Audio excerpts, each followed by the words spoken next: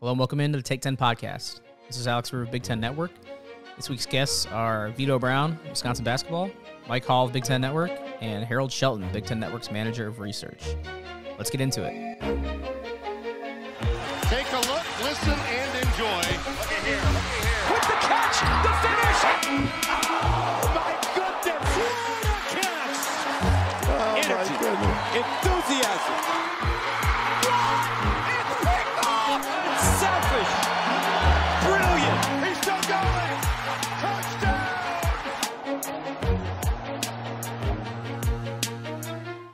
All right, first up, we got Vitto Brown from Wisconsin basketball, currently playing overseas. Love talking to overseas basketball players about their journey and their professional careers. Always a lot of good stories come out from those experiences. And Vitto is an awesome personality and a really multi-talented guy on the basketball court. Gets into music, charity, a lot of good stuff. You'll hear it in the interview, and I'll stop talking so we can get to it. It is Take 10 podcast interview with Vitto Brown.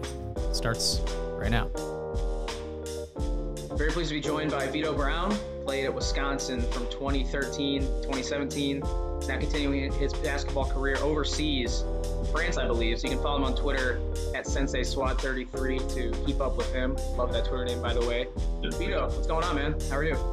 I'm good. Like you said, out here in France, we're on lockdown right now, but honestly, you walk outside, it doesn't feel like lockdown. So I don't know if that's a good thing or a bad thing, but everything's good over here. Yeah, it's interesting because I always talk to professional basketball players, a lot of overseas guys on the podcast, a lot of former Big Ten guys, and it's already weird enough, right? Overseas right. With all the variables that go into playing European basketball, and then the whole COVID thing has just made it even stranger. So just to set the stage, could you kind of take our audience through what you've been up to since leaving Wisconsin? How did you get to France? What were the stops in between? And then what's been the kind of added trickiness with all of the uncertainty? It's been a long, perilous journey. Man, after I left Wisconsin, I went home, I ended up getting two pre-draft workouts, one with the Milwaukee Bucks and then one with Sacramento Kings.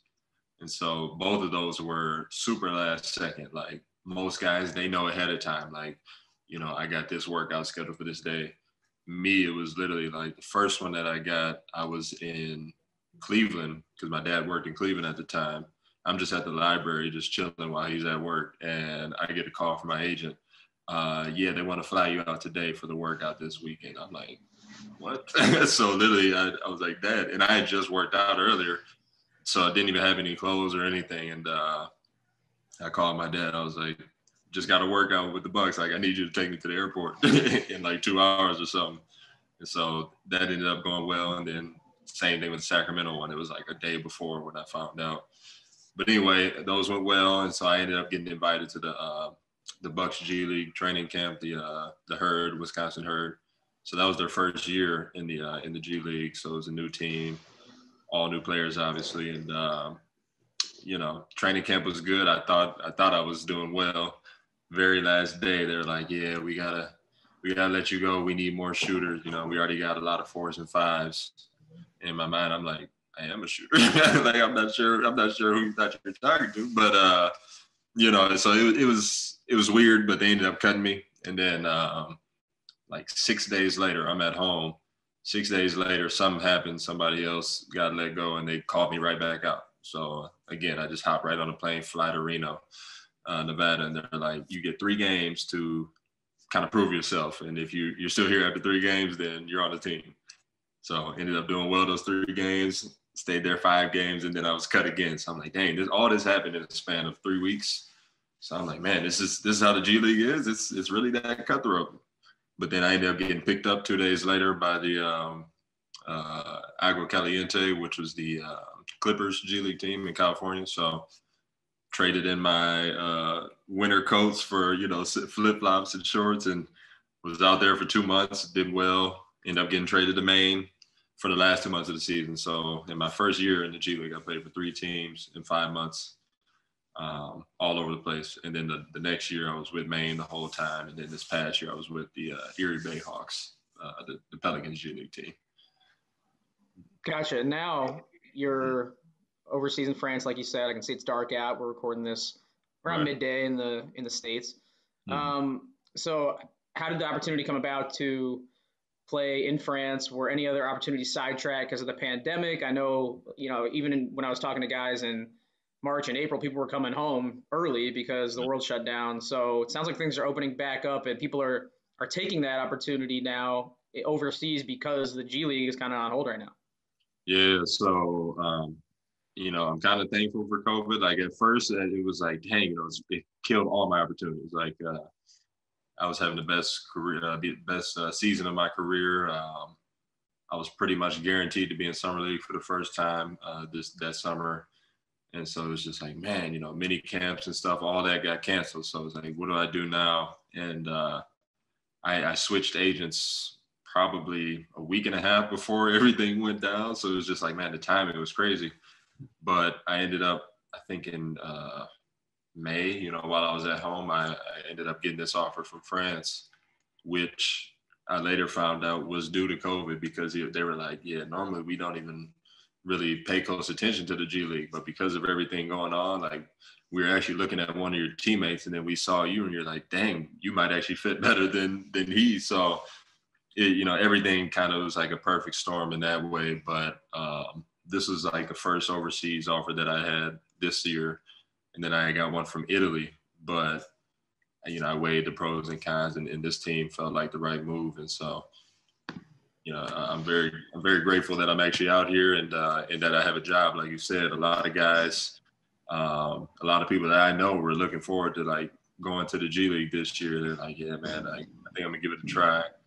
And, every time I talk to my agent, I hear a different time start. Like first they were saying it might not start until January.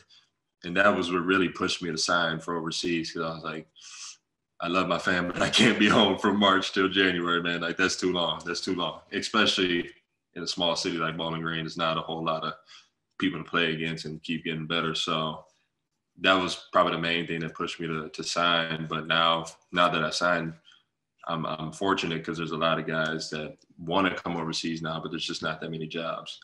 And you know what I'm saying? And then, like you said, the G League might not even happen at all. Right. And you hear the perils of doing podcasts from home. I think I got someone dropping off Amazon Go or something like that on my doorstep because I'm getting doorbells in the background and everything.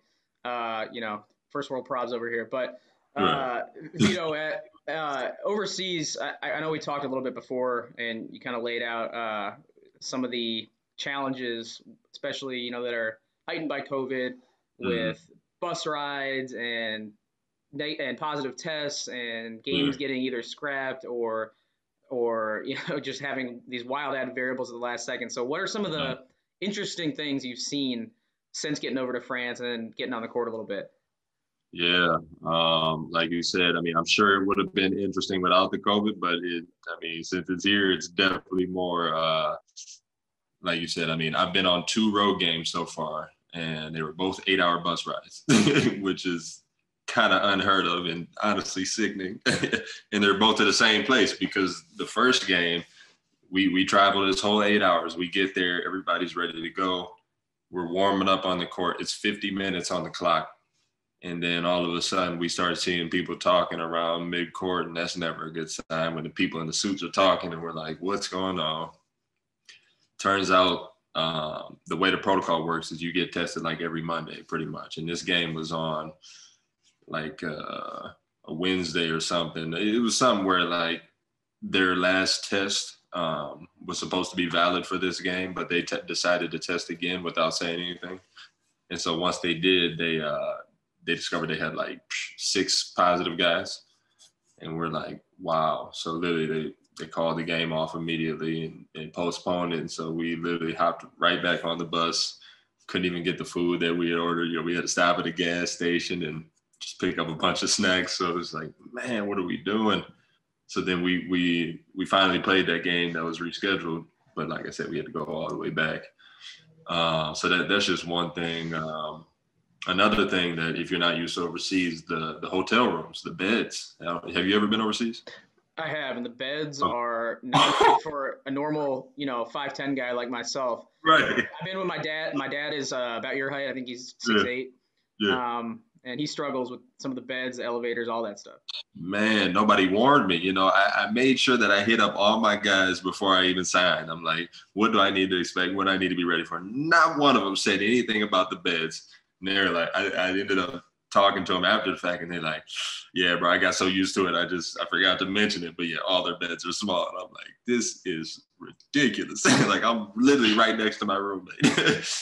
But having you in the fetal position the whole time, just hunched up, trying to fit on that thing. Exactly. So, what else, man? It's I mean, the whole city is obviously different than what I'm used to. It's not a huge city, Le Mans, France, but it's I mean, they got 150,000, so it's bigger than where I'm from, but it still's got that kind of small city feel, a little crowded at times, and it's like it's the most roundabouts I've ever seen.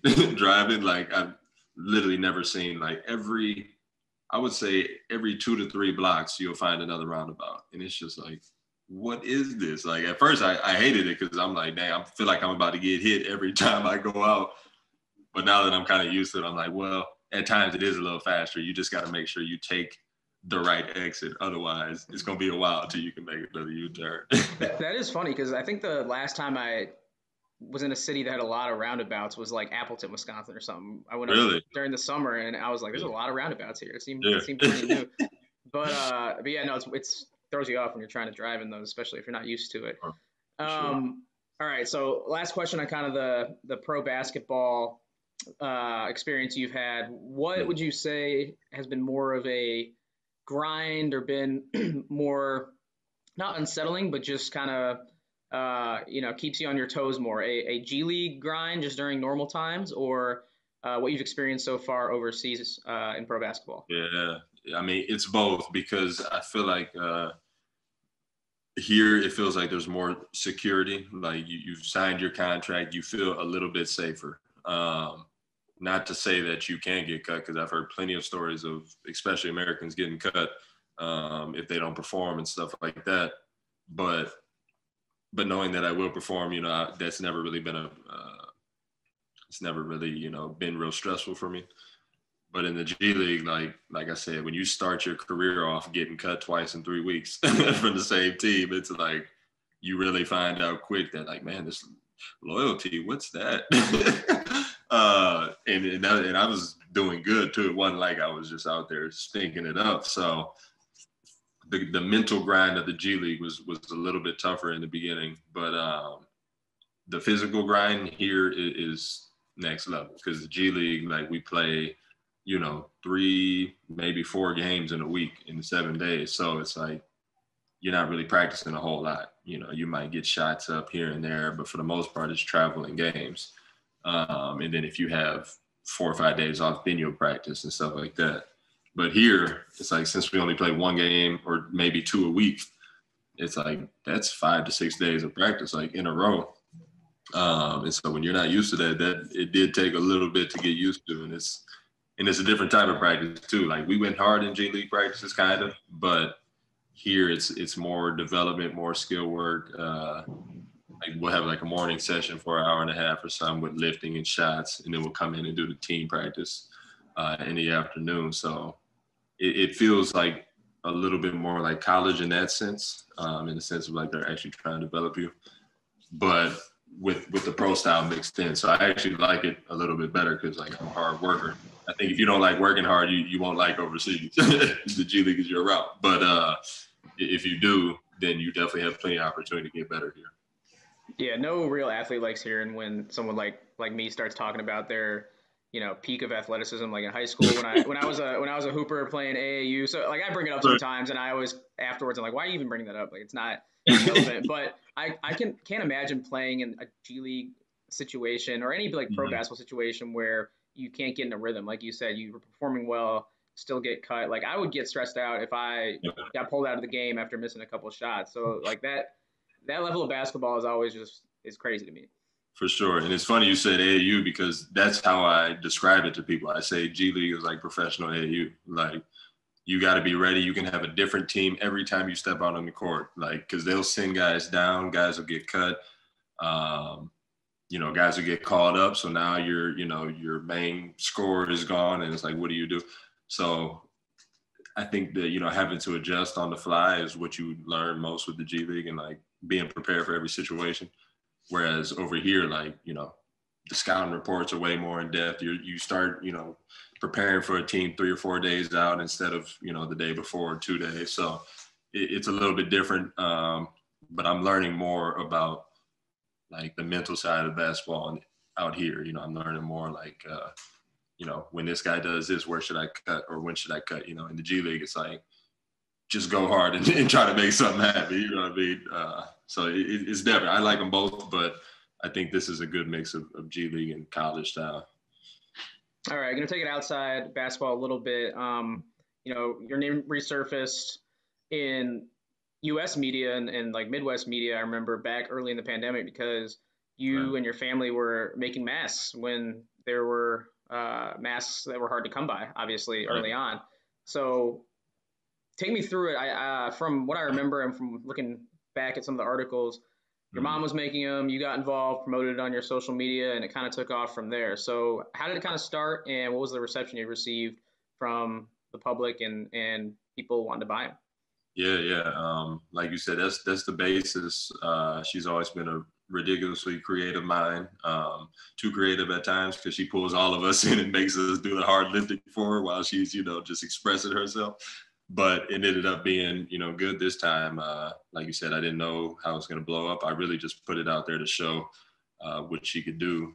And then once I started getting like a lot of requests for masks and stuff, and then I showed my parents, and they're like, well, we got to come up with a system. They both worked at the University of Bowling Green State University. So back in the day, so they're used to, those processes and systems and making stuff be more efficient and all that. So we ended up doing that, and it really became like a 3-man working crew, me, my mom, and my dad. And it was like, we all had like 7 jobs each. Like my jobs, I probably had the most, honestly, just because I had the most energy and all that, but they would be like, all right, you got to get the orders, you got to enter them into Microsoft Excel. So I learned how to do that.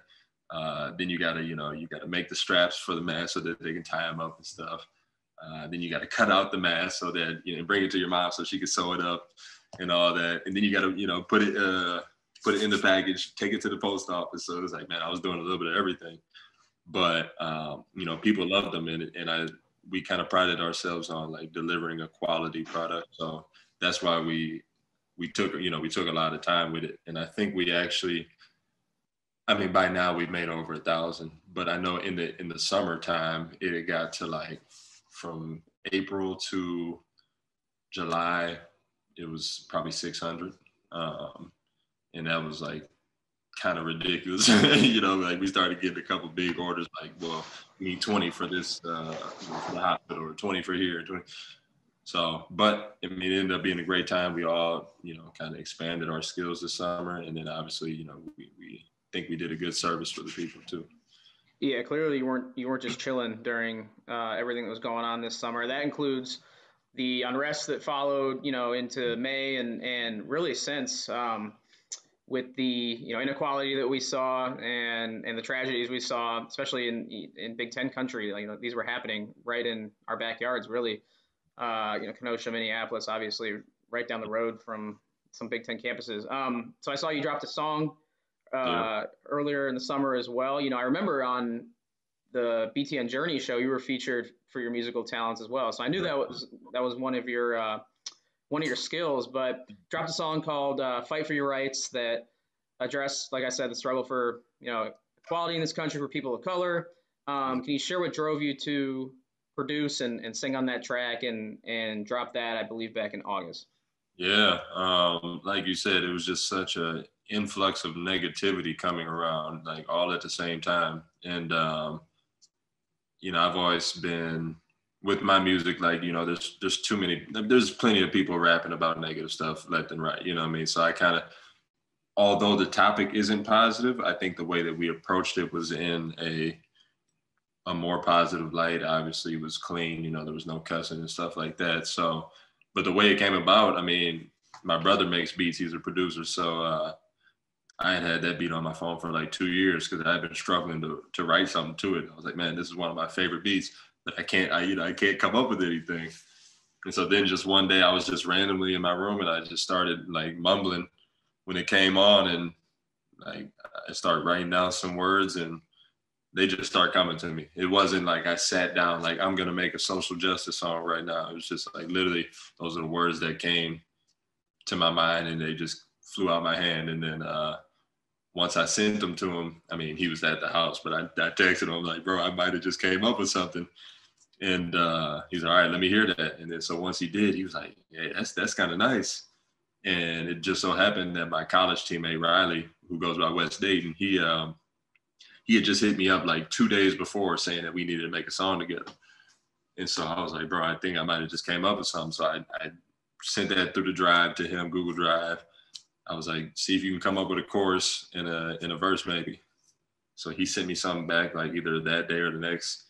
And I was like, bro, you might have to hop on this. Like, I think we got something here. So that's how it kind of just evolved. And it was crazy because like, if you listen to the track, you would think we're all three right there doing it together.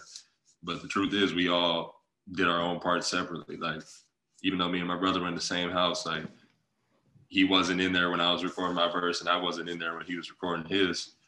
But obviously in the end, you know, me, him, and my dad, we worked on, you know, making it sound real good. But yeah, it was a good journey, and I thought that it was a good message too. So where can people find that if they want to check it out? I think I saw it on your Twitter account, but I'm sure it's uploaded to other platforms, right? Yeah. I mean, it's on Spotify, Apple Music, Deezer, but all the main streaming services, YouTube Music, Fight for Your Rights. Yep. Awesome. Just Yeah. And, my name. Mm-hmm. yeah, and I know it didn't surprise me when I saw both of those efforts from you, you know, the masks and the music, because your whole kind of team at Wisconsin was pretty expressive on whatever the topic might be. You know, we really got to know your personalities back during that run. Like I said at the top, you were there from 13 to 17, so you were there from, you know, the Final Four teams to kind of that bridge The to golden the Greg, age. the Greg Gard era, the golden age of Wisconsin hoops. Yeah. Although they're not doing too bad now. They, you know, Big Ten defending champs right now. So when you look back, you know, at that whole run, well, obviously there's a ton of memories to choose from, but what really stands out from, like you said, that golden age of Wisconsin hoops, from all the way from, you know, kind of the beginning of the Final Four runs to beating Xavier in the tournament? Well, like you said, I mean, I know you just touched on it briefly.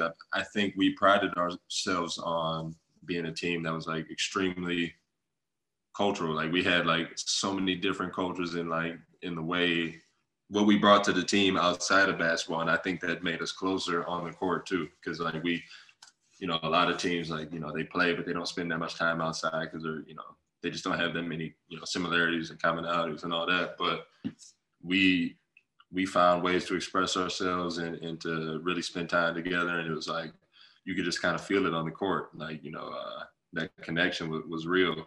And so, I mean, during those runs, man, it's tough. It's like you said, I mean, we made it to the Sweet 16 all 4 years. So it was like, kind of felt like a failure the last two. that's what's crazy, really. I mean, you can't beat the Kentucky one. I mean, I hate to give the generic answer, but it was just the way that we lost the first one, the heartbreaker with the last second shot. And then like literally in the locker room, like after everybody was done wiping away the tears, it was like, we're making it back here next year. Like we're getting back here. And for us to actually like set out to do something and then accomplish that goal. And then obviously we couldn't have known that they were going to match us up in the Final Four again. So it was just like the way the destiny worked out right there was amazing. And then obviously, I mean, I sang the anthem before that game too. And actually got in for about 40 seconds. So I was like, man, this might be the best night of my life. You know, we won, we got back to the hotel, and I'm telling you, like, I don't know if you saw the videos, but there was 1,000+ people in the lobby of this hotel. It was like, you couldn't hear anything. We're walking, everybody's just screaming and yelling. We're on the balcony just taking video and yelling. And it was just like, it felt like that should have been the championship. You know, it really did. We didn't have the same energy going into Duke afterward. It felt like we already accomplished, you know, what we set out to do, but it was amazing. Yeah, I remember seeing those videos. I also, until you reminded me, I knew about your music, but I forgot you did the anthems too. That's insane. That's like gives me nightmares, honestly, because that song is so difficult to like remember. So, props to you for getting up there and getting all those verses right, man. Like, Appreciate it. I can't even. Sometimes I like run through it in my head to think if I could do it myself, and I always get tripped up. So. Well, yeah, I mean, we see so many people because we've been doing it since high school. You know, me and my family. That's when we first started singing anthems. So obviously, I mean, I know the words like the back of my hand. And so when I see people get up there and they make those mistakes, I'm like, oh man, you got to prepare. Like, people think you just go out there and sing just because you can sing. And I'm like, if y'all saw how much we practice, like this is the same as basketball for me. Like, literally the night before, because I knew I wasn't going to play that much, so like I didn't need to sleep a whole lot. But I literally had the other three people because we all just met the day before. And so we were sounding decent, but like not up to the quality that I thought we should sound in front of 70,000 live people. So I hit up my mom and dad because they were staying right next to the arena in Indianapolis. And I was like, I'm going to bring these other three singers over. I need y'all to coach us through this. And so we actually met up at their house, practiced till probably like 11:30 p.m. and got it sounding good. That's a great story. And it kind of reminded me of like 2 or 3 days ago when the Bulls announced that they had brought on Mo Cheeks as their assistant. Oh, yeah. And he was the guy like in 2004 who helped the little girl out who forgot the words. He like kind of sang, got her back on track, and the whole crowd kind of, was with her. And because she really lost it. She was not going to be able to finish the song. He comes out, and I don't even think he knew the words completely, but he kind of got her back on track, and the crowd carried her the rest of the way. So that is your responsibility now. Like, anywhere, if you see someone in distress, you got to hop in and save the anthem. Yeah, I'm down, man. I'm down. Gotta love it. All right, a couple more Wisconsin questions, and we'll wrap up. I just gotta ask, like, how does Wisconsin keep doing it? You know, like, obviously they peaked in those 2 Final Four years. Maybe they'll get back sometime soon, but even though they lose some NBA talent, right? Like, they keep reloading, stay consistent. They move from head coach to, the heir apparent there in Greg Gard, and even like last year, losing guys like Kobe King and then getting better after you lose your leading scorer last year. How does that happen in that culture there? Je ne sais pas, yo no sé, I don't know. No, like literally, because we the class that I came in with, the 6 of us, we still talk like all the time in our group chat. So literally, as these seasons have been going on since we left, like we're always talking and wondering, like, man, how's the team doing this year? How they're gonna do? And we never can call it. Like, it's like they'll come out looking not good, and we're like, dang, I kind of thought this might happen, and then they turn around and go on an 8-game winning streak. So it's like, I don't know if that's just the W on the front that kind of, it's got the clutch gene in it where it just never gives up, or if that's just the type of the players that we recruit where they've got that they got that relentlessness, that like, no matter how many times you knock us down, we're still going to be in this fight. So, I mean, maybe that's a credit to Coach Ryan and the culture that he's really established at Wisconsin, that winning culture, because, obviously the streak got ruined after we left in the tournament. But after that, it's like they've been contenders. They've actually, shown up and showed out every year. So it just feels like no matter what the coaching is doing or no matter the personnel we have, like we just find a way to fight, and guys just kind of seem to step up in the right moments at the right times, and everybody it just keeps rolling from there. I don't know. It's hard to explain. Yeah, kind of fits into the unassuming nature of that program sometimes. But I remember being at the Final Four 2019 in Minneapolis. So I was at breakfast like downtown, and I looked over, and this guy had been sitting next to me for the whole breakfast probably. I just had never noticed, and it was Coach Gard. And and like just with his family or whoever. And, you know, not that I understand it's the Final Four, like coaches are everywhere and they slip in and out unassuming, but like, you know, if it's like Coach Izzo or somebody like that, like people are gonna be coming up probably asking for pictures, and he's just, you know, normal guy, unassuming, and then just keeps winning. It's crazy.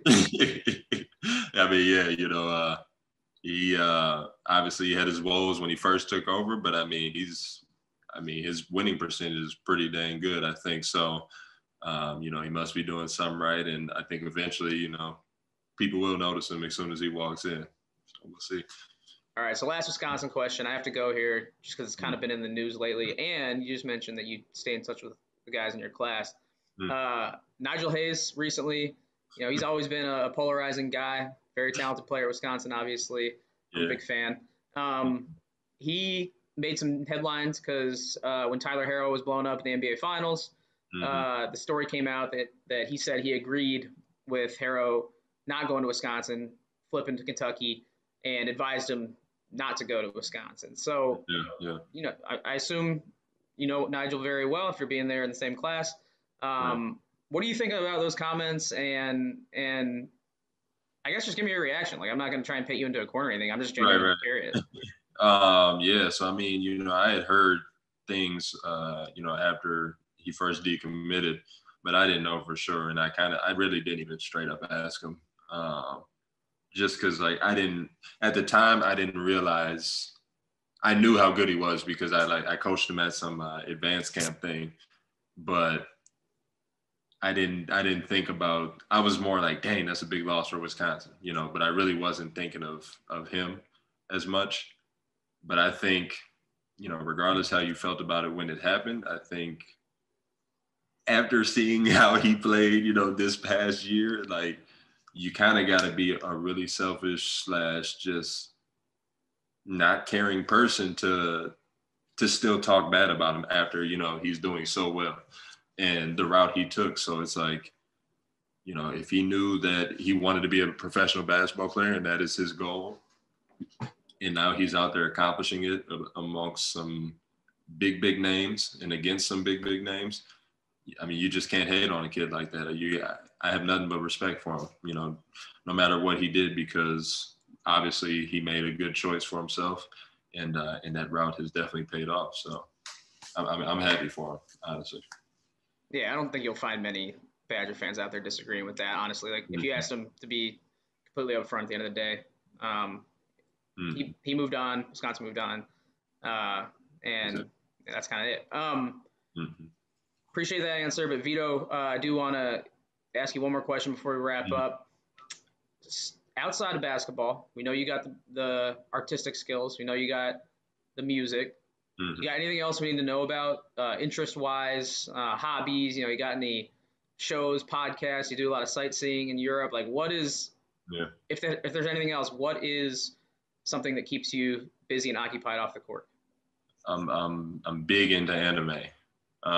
Before it became cool. Like, I know recently there's been a surge with TikTok being out and Instagram. It's like people are now like, oh yeah, anime is sweet. And then you got a lot of rappers making their album covers and, you know, making references. But I started back in high school with Naruto. That was the first one that, like, once I found out that you could watch shows on the computer online and stuff, that was the first one that got me into it. And then I put, you know, Brevin Pritzel and Riley Deering, both of them, I told them about Naruto, and they watched it. Like, each one watched it faster than the next. So, like, it's 720 episodes, 20 minutes a piece. So I did the math, that equals 10 days. It's crazy. So, but I watched it in like 3 years because I caught up to the releases. So I had to wait once a week when they would come out. But by the time I told them about it, like, the show was all the way out almost. So I told Riley about it. He took 4 months, maybe. Brevin, like 3. So it's just like, these guys are fiends. But anyway, so I'm really into that. And so I actually started a podcast with a couple of like-minded individuals that are, one is a linebacker with the Broncos, big in anime. And then another one is, the other two are like musicians and social media creators. So our common theme, like, for the podcast is sports, music, anime. So, each time we talk, we talk about one of those 3 topics. So it's kind of got something for everybody. Yeah, I'm glad I asked that because I'm not kidding here. You got to get in touch with our new BTN football digital guy, Kenny Bell. He played in Nebraska football. I don't know if you remember. He has the big afro, very like recognizable, personable guy.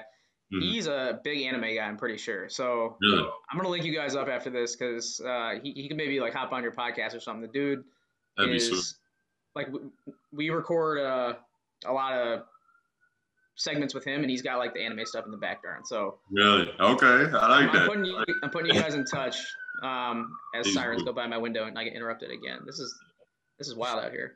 But Vitto, that's all I got for you, man. I appreciate you giving me some time, especially at a late hour across the pond. Best of luck to you. Get these games in, and I'm sure we'll be in touch a lot more going forward. And appreciate you hopping on once again. Yeah, I appreciate you, man. And I got to leave you with one thing. Go for it. I've never lost to the Illini all 4 years. That's all. I was hesitant to bring it up. Like, if anyone actually, I don't know who listens to my show, but like, if anyone actually listens, I bring up that I went to Illinois a lot. So I was like, I'm not going to do it this time. I'm not going to bring up the fact that Illinois swept Wisconsin. I guess it was only one game last year, but they finally got a win after, I think it was 7 years. Yeah, I think I know you never lost. I know. Right. Trust me. I think we went to the school around the same time, and I got absolutely 0 dubs against Wisconsin when I was there. Yeah. What's funny is what reminded me is while we were on this podcast, Malcolm Hill was calling me. So. Oh, are you close to Malcolm? Yeah. We met at a camp back in high school, and we've been pretty close ever since. So.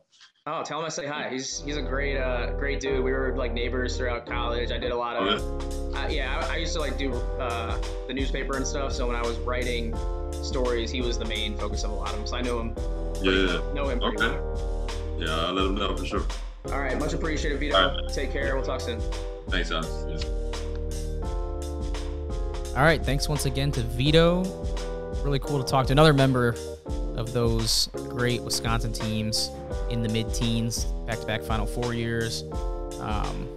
Guy who is continuing to hoop and ball out overseas. And like I said, always enjoy talking to guys getting their post-college career stories, and especially in this crazy time, there's bound to be some wild stuff going on in the wild courts and hardwood out in Europe. So thanks again to Vitto. Definitely won't be hearing, or definitely have not heard the last from him.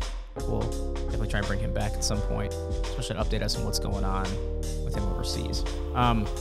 Moving on, though, we have a segment with Mike Hall, Big Ten Network. If you have listened to previous episodes, he was on about 1.5 years or 2 years ago. I've gotten most people on Big Ten Network on at this point, but that is not why we had him on today. He already kind of told his story on the podcast and how he won the ESPN Dream Job competition way back when. Ended up working at ESPN for a while. Then came to Big Ten Network at its launch. He's been with us since 2007. And if you watch Big Ten Network at all, you know the voice, you know the name. Really engaging, funny guy who keeps it light, but also very skilled broadcaster. And he is launching a new podcast with Big Ten Network. It actually just dropped on Tuesday of this week called On the Bench. So Mike will tell us all about On the Bench, talk about how he's getting into the podcast game. We're welcoming him with open arms into the Big Ten Network, I guess podcast network at this point. There's Take 10 podcasts. Now we got On the Bench, so we continue to grow.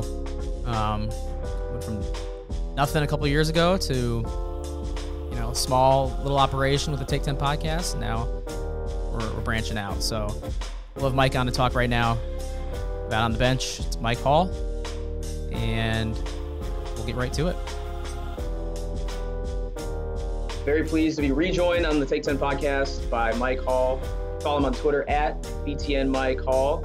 It's been about 2 years, Mike. You're back. Welcome back. You haven't called. I haven't called. You haven't written. I haven't texted, but you are back because you have some big news. So first off, welcome back. And what brings you back to my show? Well, mostly I just want FaceTime. When you see that facial hair that Alex Rue has, you want to get up close to it. I don't blame you.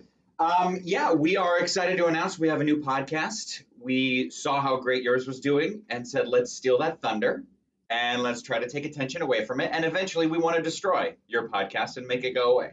Listen, there's no name for it yet or anything, but the podcast empire that's growing. I feel like there's a Big Ten Network podcast network that's slowly burgeoning now. So, but that's if it's friendly. And I want to be clear, my tone is territorial. This is a rivalry. We're 6 feet apart in the studio right now, but the tension is palpable. So, all right, Mike, tell me about this podcast, how it came to be. Tell me the name. I don't want to spoil it, but it's a very cool name and very cool graphics. I've seen kind of the preview. Yeah. What is going on with the podcast, and let's fill all the listeners in so you can steal my audience. It is called On the Bench with Mike Hall, and I joke about you, but you were not only one of the reasons we did want to do this, but you were very helpful in getting it set up and doing a lot of behind-the-scenes stuff and giving me some tips on logistics, etc. So while I still do want to destroy you and take you down, I am very grateful for all the help you gave. So this is something I had an idea a year ago. Obviously podcasts are everywhere, but when we do television interviews, it's almost always 4 to 5 minutes, and it's with a guest that has to be topical and directly related to what's going on, and most of your questions have to be about either what just happened or what's about to happen. And all that is fine and good, and I've worked on that for 16 years or whatever, and I've got a good grasp on doing it. But as you know, when you interview someone for a half hour or 45 minutes, it's just different. It's a different style. It's a different way you approach it. And so partly I wanted to challenge myself to do something that was different. But partly, when you do these 4 or 5 minute interviews on TV, they're, for the most part, I try to make them as light as possible. But you're kind of talking about either timely or serious stuff. When you see a coach 4 hours before a game, if you're doing play-by-play or something, if you have a drink or a dinner with them, when you see a player away from the arena and you get to talk to them, like, A, obviously they're regular people, but B, like, there's some great stories that there's just no home for on a Big Ten Live or something because we just don't have the time for it. You'd want to hear Tom Izzo tell some Judd Heathcote stories, but unless Judd Heathcote is being elected into some other Hall of Fame or something, there's not that avenue to do it. Mike Loxley and why he's known for being a great griller or how he's obsessed with go-go music. Like, those are things that on a Monday, you can't really talk to him about it in 5 minutes because you got to talk to him about the game that just happened.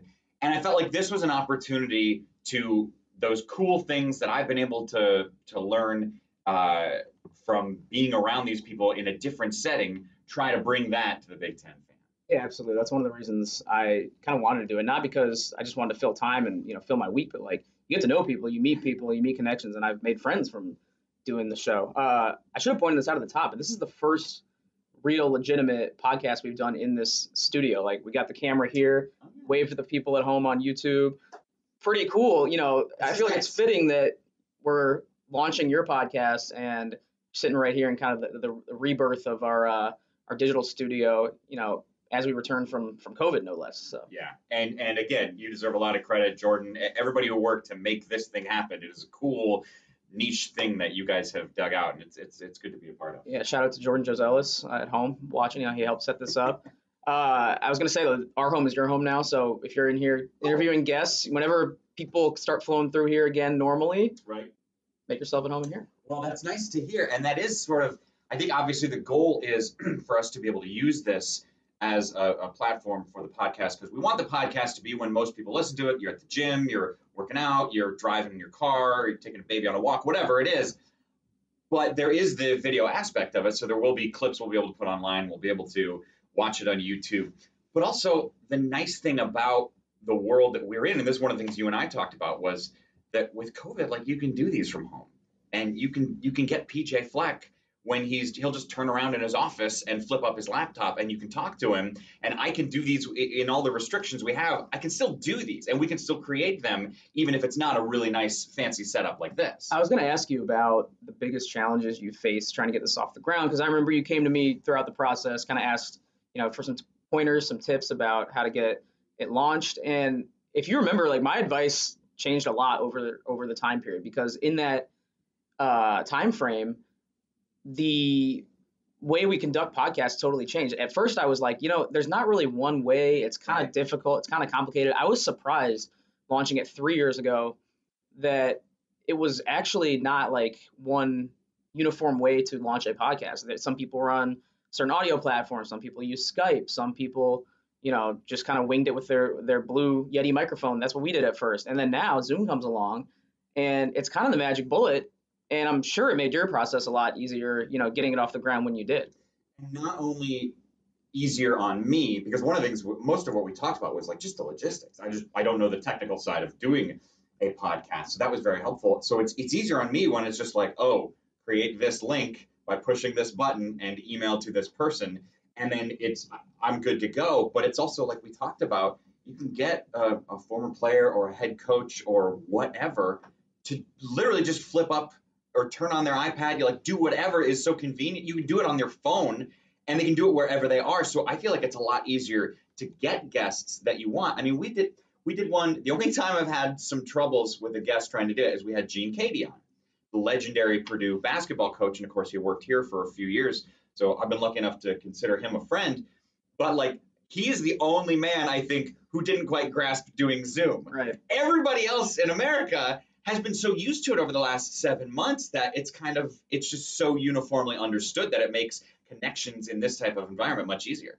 It is crazy to me that we got to 2020 and there was still no like number 1A way to do podcasts. And then, one silver lining, like we said, is everybody gets used to Zoom and it just makes everyone so much more available. I found people were much more willing to, not only because they had so much more time on their hands sitting at home, but much more willing to just give me some time. Right.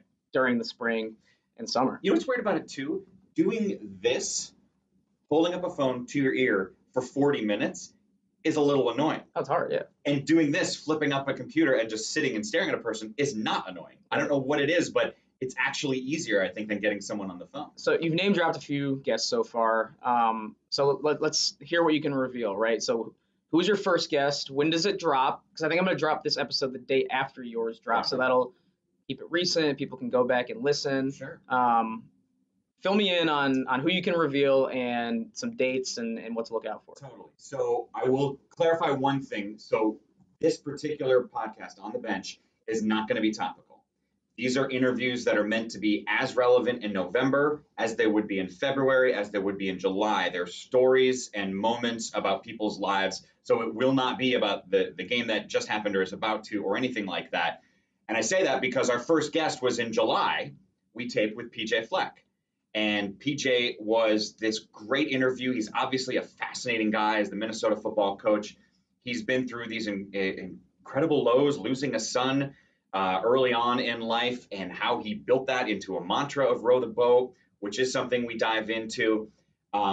We talk about his success and the way he grew. We talked about, that we've heard him talk about elite. Right, that's the word he says. He explains the whole origins of that and why it actually literally started because he started watching Top Gun as a kid and loved it. And that grew him into a love of the military, which grew him into the word elite, which yada, yada, yada, all the way on down.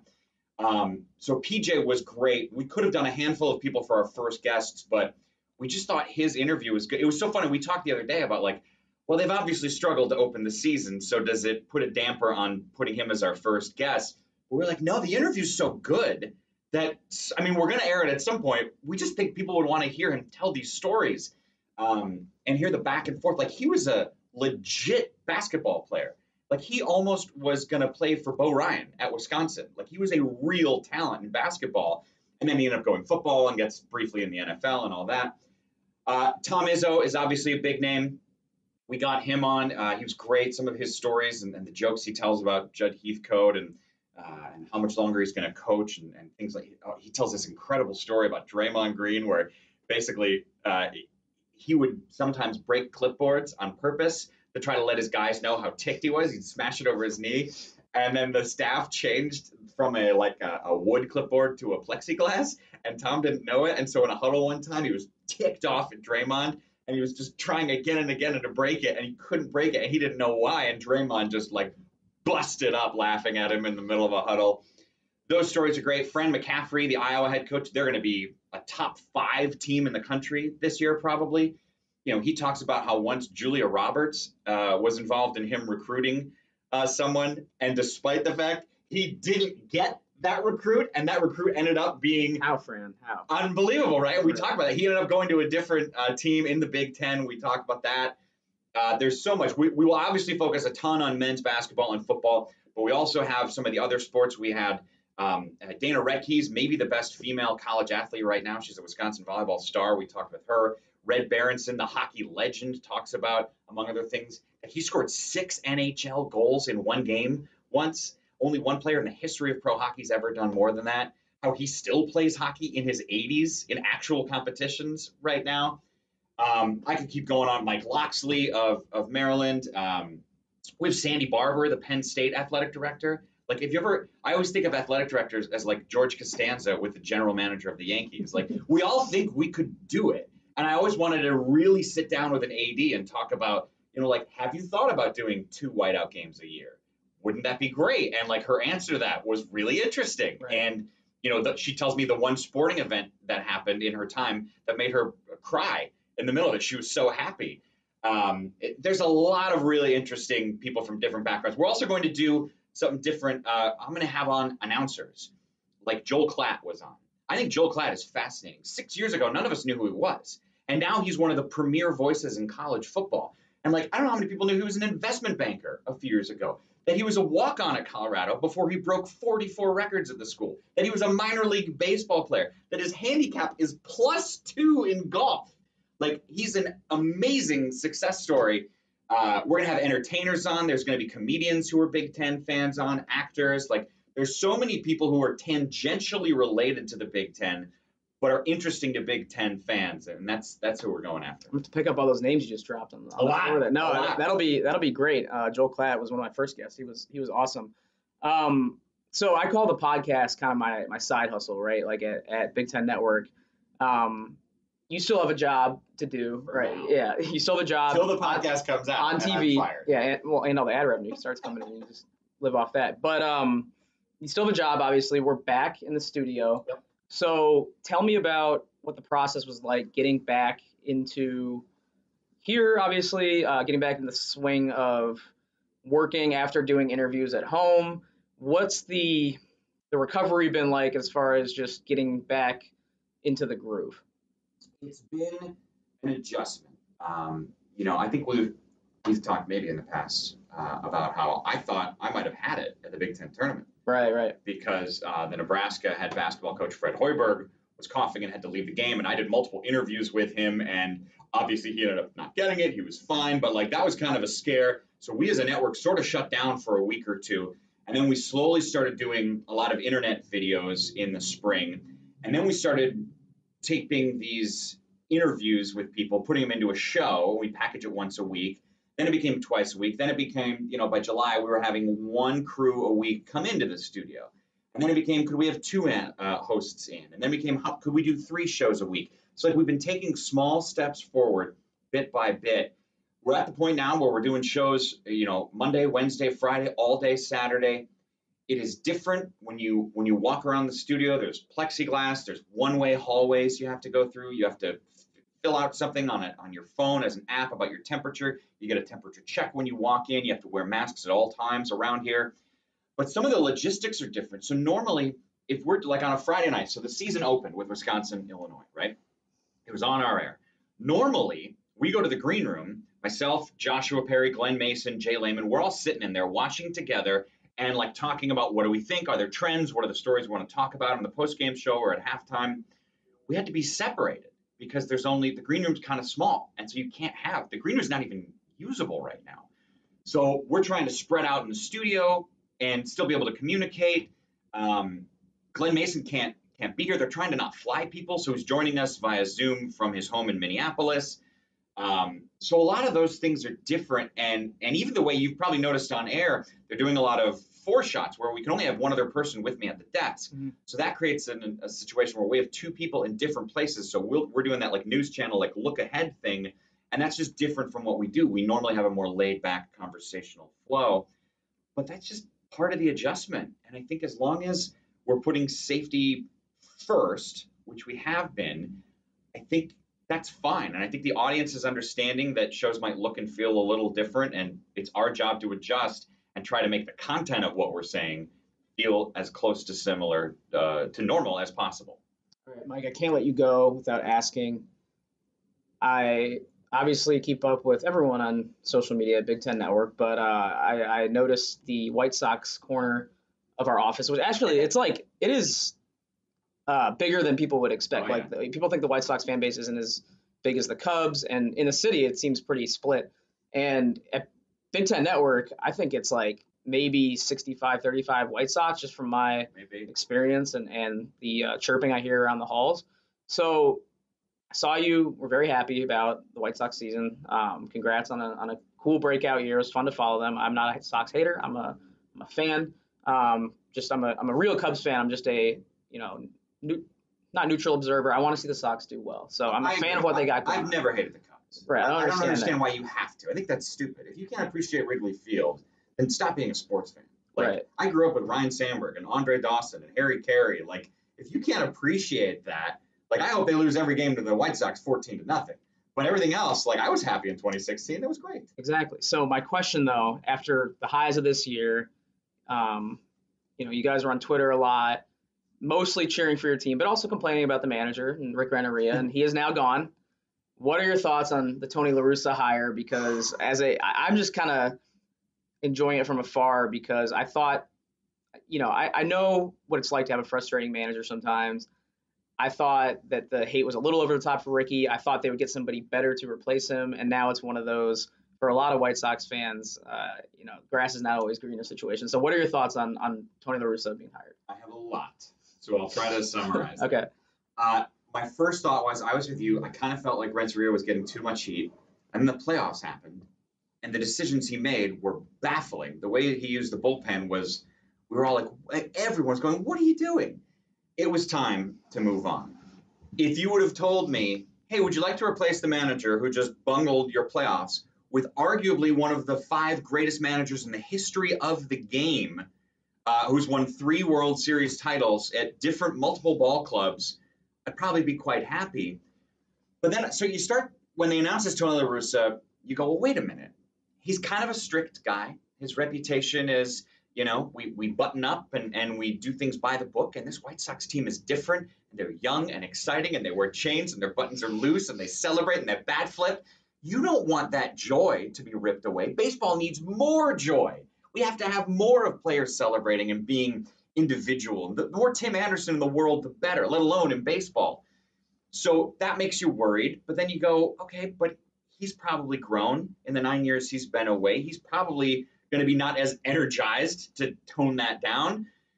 And then you go, well, he's got an older style, and baseball's moving to an analytics. And you go, yeah, but maybe baseball's gone too much to the analytics.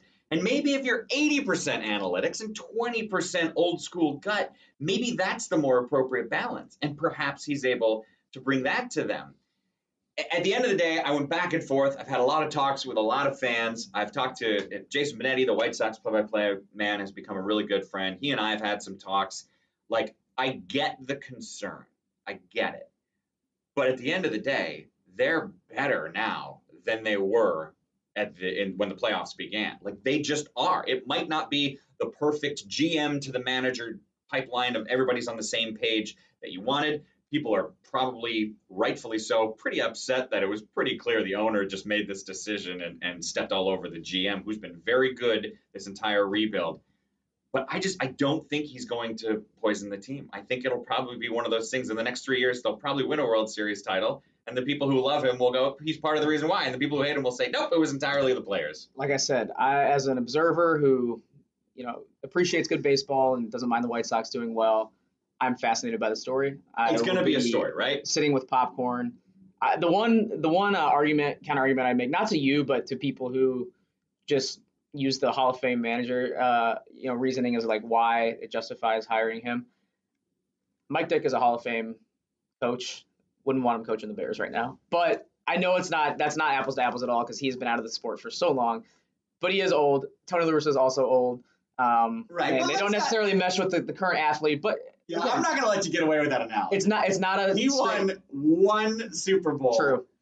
30 years ago. This guy won a World Series 9 years ago. Don't remind me. That was a rough one as a Cubs fan. Let's stop pretending 76 is 96. Right. We don't want any ageism here. I think anyone could do the job. It's funny, more of the cultural divide as far as those coaches go. Right. But it'll be fun to watch. And it will be, honestly, I actually think it's better for baseball as a whole.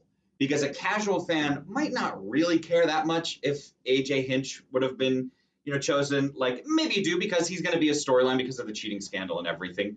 But you bring back this guy, it's instantly controversial. Like, I think that's good. The sport needs more storylines and more casual fans interested. And I think it's probably going to help.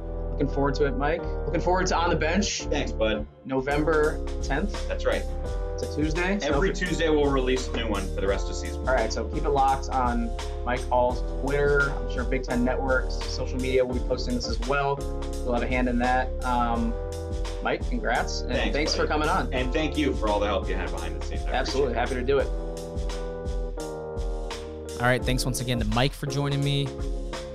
We roll on with our triple header here on this podcast. A lot of good content coming at you today. We've been off for a couple weeks, so had to make sure this episode was jam-packed. And we wrap up, as we normally do in season on these episodes, with Harold Shelton of Big Ten Network, the manager of research, a guy who was very skilled at taking those stats and numbers on the paper, translating it to everyday football talk on a podcast platform. The dude really should be getting paid on some sort of real podcast number for stuff like this, because he can talk football with the best of them. And like I said, take those numbers off the page and onto the airwaves. So lucky to have him do it. Always appreciate him doing it for us. And we'll get to his football breakdown right now. Talk week 4, talk what we've seen early in the season, first third of the season. And Harold breaks it down. So we'll toss it over to H. Very pleased to be rejoined by Harold Shelton, BTN's manager of research. H, welcome back. It's been a couple weeks since we talked. I try to, when we have these gaps in our discussion, try and fill up each other in on what we've learned since we last talked. So, first of all, welcome back. Second of all, if we're going from 2 weeks ago, what have we missed? What should the listeners be catching up on? Well, first of all, thanks for having me. It's always good to be on and good to be back. It's 2020, so it's just bizarre world, right? The fact that if you look at the Big Ten East, you've got Ohio State and Indiana tied at the top. You've got Maryland in third place. And then you've got a Penn State team that's 0-3. Right above them is a Michigan team that's 1-2. And then when you look in the West, you've got an undefeated Purdue. You got an undefeated Northwestern. Nebraska still looking for his first win. Iowa and Minnesota, who were both 10-win teams a year ago, are both 1-2 now. So it's just kind of been an upside-down Big Ten outside of Ohio State. Yeah, and we missed it last week, so I do have to give you a belated congratulations to Michigan State. I overlooked them completely in that game against Michigan. We thought after week 1 that Michigan was pretty solid. They steamrolled Minnesota going into that matchup with the Spartans. I didn't even give them the time of day in the show, so I want to apologize in advance for that. Now, that might be their only moment in the sun this year, but as a MSU grad yourself, you'd probably take that, right, in a rebuilding year? Yeah, I had no expectations entering the year. I thought 3 to 4 wins was probably their ceiling for the year. After they lost to Rutgers, I said, I kind of went from no expectations to whatever is below that. But seeing them beat Michigan on the road, that was kind of a big selling point, I think, for Mel Tucker and the way he wants to recruit. And so to actually have a data point there to point to and say, hey, if you come here, we can do stuff like this. We'll play young guys early. You can see where we need help, and this is where we can bring you in. I think all of that certainly helps. It's going to be an up and down year for them all year, I think. They still really, really struggle up front on both sides. As we saw, Iowa pushed them around both sides of the line of scrimmage the other day. Turnovers obviously still an issue, but, when you got a whole new scheme and, new coordinators on both sides and a coach that took over in February with no spring, you're kind of going to have to take these lumps this year. And So be it. But they at least got the win over Michigan. Yeah, we can get to Michigan in a little bit, but I think I touched on this last time. It's a pretty good year to be rebuilding, I feel like. Speaking of Rutgers, I mean, it's a year with no fans, so like you don't have to worry about dwindling attendance really. You kind of get to have a blank canvas there. Um, like you said, it's just kind of a weird year. The Big Ten seems to be vulnerable in a lot of different pockets. So if you're trying to pull off a rebuild and you're trying to like go up against Ohio State like Rutgers did and catch some eyeballs and not only not get embarrassed but pull off some fun trick plays, look competent against the Buckeyes. We've certainly seen them do worse over the years in those primetime games against the top of the Big Ten East. So I think it's it's kind of a really best case rebuild scenario for both Rutgers and MSU. Yeah, I would agree completely. You could just see that Rutgers, they clearly have a plan. They have direction, they have structure. The guys believe, made good hire at OC with Sean Gleason coming over from Oklahoma State. And you could just tell that, even though they lack some talent in some areas, there's clearly a plan of what they want to do. They do have some guys that can make plays. They just need more of them now. And, like you mentioned, the fact that they pulled out all the stops, they pulled every trick out that they had in their bag. Whether the offensive lineman scoring a touchdown, you throwing a lateral on a punt return. I mean, they're trying their best to go ahead and be as competitive as possible. And it shows that I feel like Schiano he just fits with that program. And you can kind of see why it didn't necessarily work at Ohio State. I read an article in Cleveland.com earlier this week, and it basically mentioned how when Schiano was the DC in 2018, when Ohio State really, really struggled, he kind of almost had like too much time on his hands as he was trying to just figure out what he could control and try to put in these very complex schemes defensively, and it just didn't quite work, and guys weren't really playing fast. And now when you go back to Rutgers, you have control over everything. And you can just tell he feels much, much more comfortable when he has his hands on everything and can control everything. Yeah, definitely well said there, and I agree from my untrained eye. But we love on the social media side the Rutgers trick plays. Like even if they're going to lose, like they're making it really interesting. I think the fans are buying in at least to see the spunk out of them. All right, so speaking of Ohio State, I think since we last talked, we obviously knew they were going to be formidable. We did not know if the Indiana thing had staying power, right? Like, was this just a 1 week win over Penn State, who has turned out to not be so great? Or is this going to be, another big step forward for them throughout the full season? Turns out that's been exactly what has happened under Tom Allen.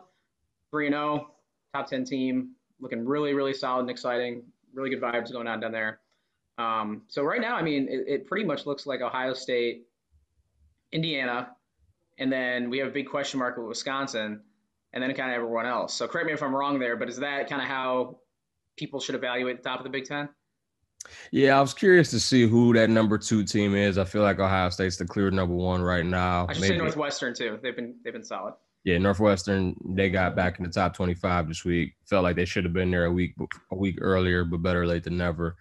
I do think it is a big gap between 1 and 2. Maybe Indiana has something to say about that on the 21st when they play the Buckeyes. But that second best team, I mean, they've all kind of had their issues. I know Wisconsin's has mostly been off the field. And, we only have one real game, one data point for them. We saw Graham Mertz look great. The defense looks fine. Run game was a little shaky. Can that continue for them to be the second best team? Northwestern, we see that defense is legit. All 3 of those linebackers can make plays. The secondary is really, really good. But the last 2 weeks, I mean, they've been outgained. I mean, Nebraska outgained them by 125 yards. But, again, the defense was able to bail them out. Can that offense continue to get better, look closer to what they did in week 1 in order for them to be the second best? And Indiana, for as good as they've been, for as good as Michael Penix has been, for as good as that secondary's been, they've had a lot of trouble running the ball. That offensive line has not opened up the holes that we're used to seeing with Stevie Scott, kind of running through them and running over people. So there's still some issues there. Honestly, I would kind of lean toward Northwestern right now if I had to choose, just because Wisconsin is such an unknown with COVID. And with Wisconsin, I guess we're fortunate that it wasn't a Wisconsin Northwestern game that was canceled, because that could get dicey, if those teams were to both be undefeated. But they still have yet to play. Wisconsin looks to be back. Things can change, but we are midweek here on heading into week 4, and it looks like the game versus Michigan this weekend will happen. So kind of lay out some of the potential scenarios for me. We talked about how they couldn't afford to miss 3 games. That would disqualify them from Indianapolis Big Ten West crown contention.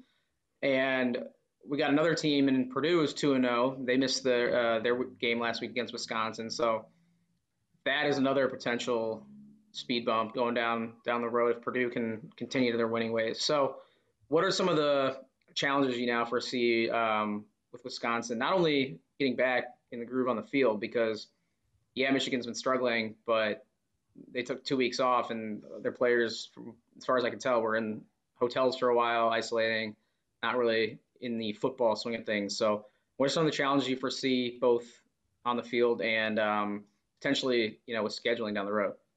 Yeah, I think for Wisconsin, the biggest issue right now is just what will Graham Mertz do? I mean, he was obviously going to miss the previous 2 games, even if Wisconsin was able to play, because he kind of, I guess his announcement of him contracting COVID was kind of the spreader for everything. So you just kind of wonder how he is physically. He is eligible to play this week, but will he play? That's still kind of a question. You also just wonder how many guys have been out practicing. Like, I know they've done some conditioning stuff, but obviously that's not the same as, putting the pads on and hitting people. And when you're basically off for as long as they've been, you just kind of wonder what they're going to be like physically going into a game like this against the Michigan team that, is pretty hungry for a win, kind of desperation mode for them at this point. So I'm really curious to see if Mertz plays, and if he does, can he be nearly as effective as he looked in week 1? And will they be as physical as they normally are? Wisconsin is a physical team on both sides of the line of scrimmage, and there's just such an unknown right now with them in terms of, how many guys up front had it. Are they affected at all still? It's just, there's so many unknowns there. But let's say they're fine. Let's say Wisconsin, they go ahead and they look like they did in week 1, and they win in Ann Arbor on Saturday. And let's say they continue to win, and they're 6-0, and Purdue continues to win, and they're 7-0, and the 2 didn't play each other. And you go by winning percentage. Well, neither one of them lost. Then what do you do? That's something I'm going to have to look into a little bit more. Let's, kind of want to have it play out a little bit, but I think that could be a very, very dicey situation if you get 6-0 Wisconsin, 7-0 Purdue. They don't play each other. How do you determine who goes?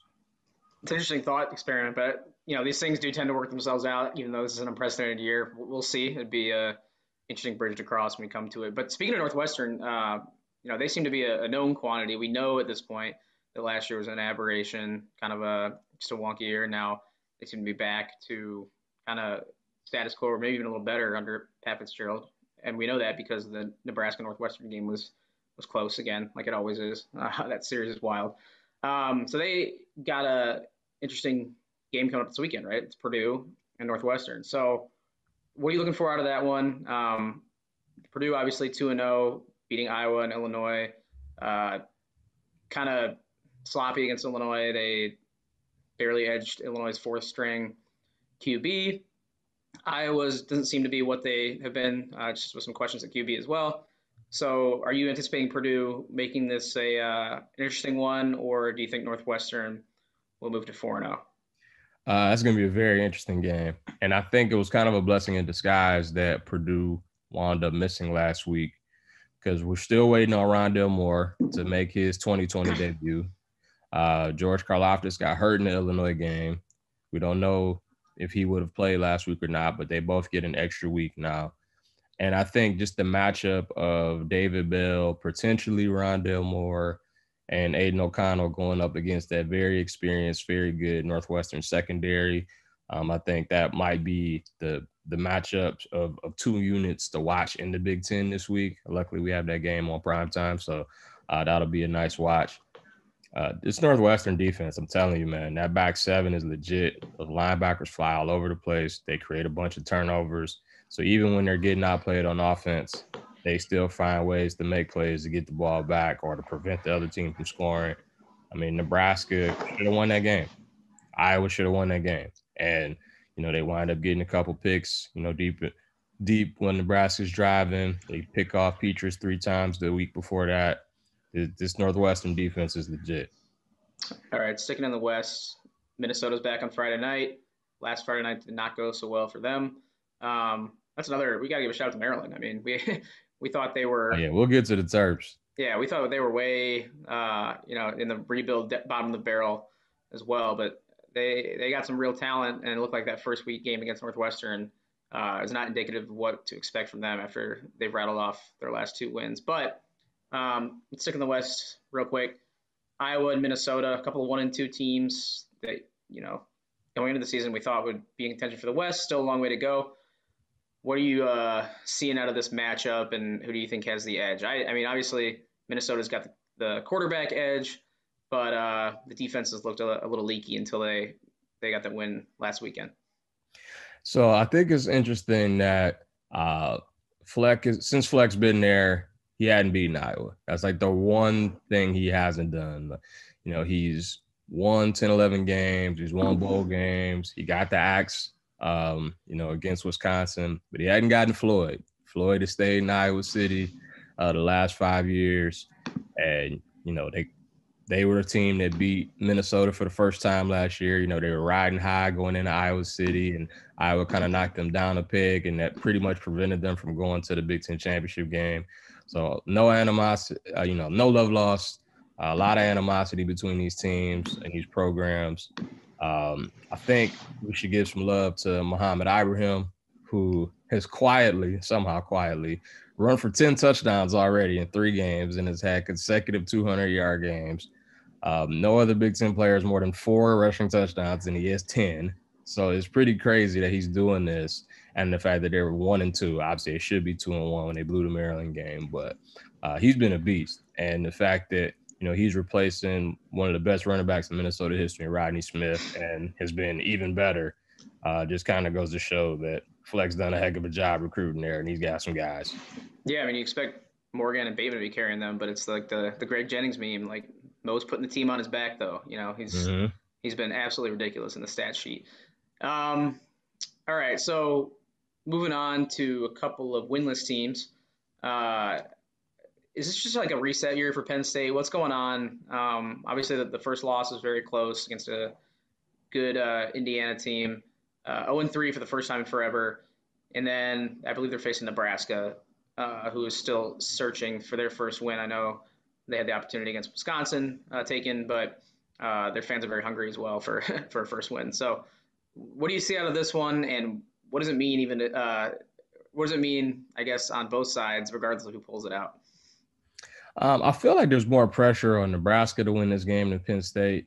Franklin has been there. He's won, he's had several 10-win seasons. They're coming off a New Year's 6 win. And I know they were ranked higher to start the year, but, if they don't happen to have a good year this year, I don't think it's the worst thing in the world. Ohio State being Ohio State, once they started 0-2, I feel like that dream of winning the East was gone. Frost is still trying to build something in Nebraska. He's the golden child there, the chosen one who came back, and he was going to be the one to lead them back to prominence. And, we saw the Northwestern game. They're now 3-10 in one possession games under him. So they get close, but for whatever reason, they can't really get over that hump. And it's surprising that the offense is the reason why they can't get over this hump. They keep getting, a lot of, good yardage totals, but for whatever reason, those don't turn into points.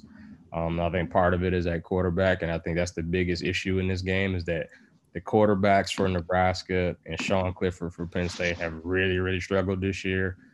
I wouldn't be surprised if we saw Luke McCaffrey get the start for the struggling Adrian Martinez. And Clifford, I mean, he's been sacked a ton. He's thrown 6 picks. You know, he was 27 of 57 against Maryland. Sacked 7 times. I mean, he's really, really struggled. And it's not just him. I mean, both teams have a lot of issues. But I think if you're looking at reasons for the struggles for both of them, it's at quarterback. All right, Maryland has given Ohio State a headache before at that field, Capital One Stadium. I feel like, you know, their talent is kind of like Ohio State light. You know, Loxley's trying to get that level of athlete there. He's got some. Raheem Jarrett is awesome. Talia is looking like a great story after, you know, really thought maybe he might, I mean, I don't know if he was ever going to get benched after week 1, but that was a rough showing. And then he's kind of been the golden arm since then. Looks like a right-handed Tua. Do you envision them being, you know, having a little fight like Rutgers did, getting some of those athletes out in space against Ohio State, which defense has not looked, you know, all that impressive so far? What do you see out of this one, or do you think Ohio State is going to roll?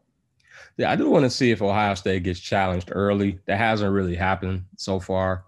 Even the Penn State game was only a 13-point game, but that game was, I mean, you could see in the first half, they went up 14-0, and it was pretty much over. They never got challenged from there. Rutgers was the same thing. It was 35-3 at halftime. And, you know, even though Rutgers was able to score some points in the second half, they were never truly in danger. I just wonder if Maryland can wind up holding up defensively to stop this Justin Fields explosion, which seems to happen, you know, late first, early second quarter every week.